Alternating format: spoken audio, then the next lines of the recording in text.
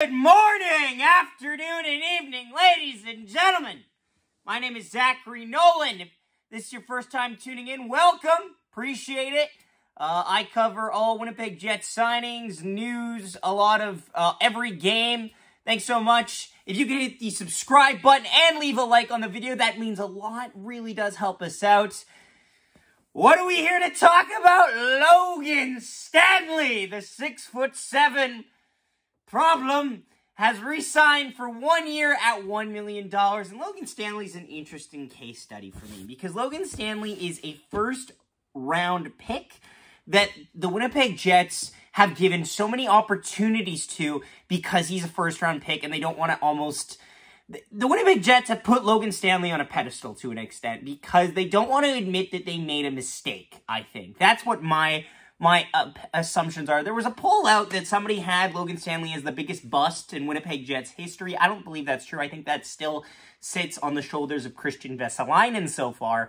However, Logan Stanley has not lived up to his potential or seemingly the expectations Jets fans have put on him. And it's interesting.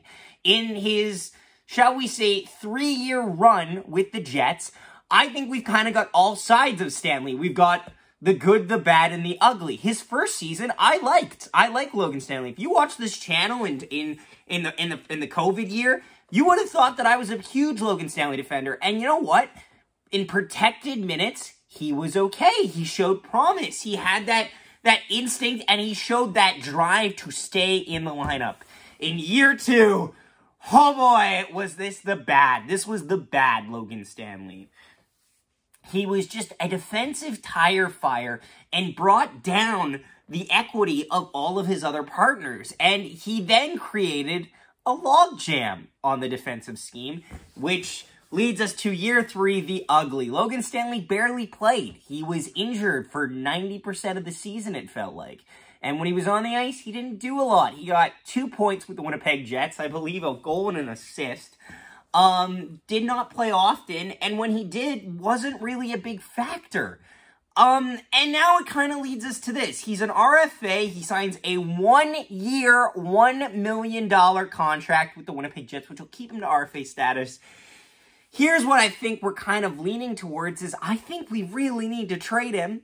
And I think this 1-year, $1 million contract really gives us a lot of leverage to trade him either in this offseason or up this upcoming deadline. Because you know what? Those are the main times where people look to make trades. They don't make trades usually in the first quarter or second quarter of the season. They do it at the deadline. So what the plan probably is we can go with him into the season. Either we trade him in the next coming weeks, which is unlikely, because why would the media team do a big deal of promoting this signing before even news broke online about it, and then just trade him in 2 weeks? That doesn't really add up to me.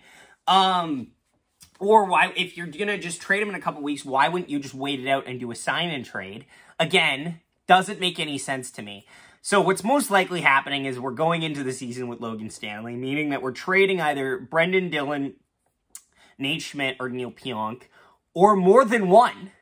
And that just means that what happens is we're stuck with him for now. We're hoping to trade him in the future for equity, for a team that believes in him in the future. There was a poll out a while ago. There was a report saying that good fits for him would be Anaheim and Chicago. And I don't necessarily disagree with that. I think Chicago's an interesting fit there. I think it's a team in the midst still of a rebuild, even though they're going to be on the upswing this year due to having Connor Bedard. I think he fits on teams like that. But again, I don't see him as the future of this team. I think there are too many better prospects that the Jets have defensively that I believe can hit higher ceilings than Logan Stanley. I think Logan Stanley, because of his size, will always be favored by some people that cannot see past it. But again, I don't think that means he's worth the future investment. And he's already requested a trade. Why would you want to keep that? Like, you don't need to prove yourself to Logan Stanley. He needs to prove himself to you. So yeah, what are your guys' thoughts on this signing? Are you happy with it? Do you wish we traded him outright?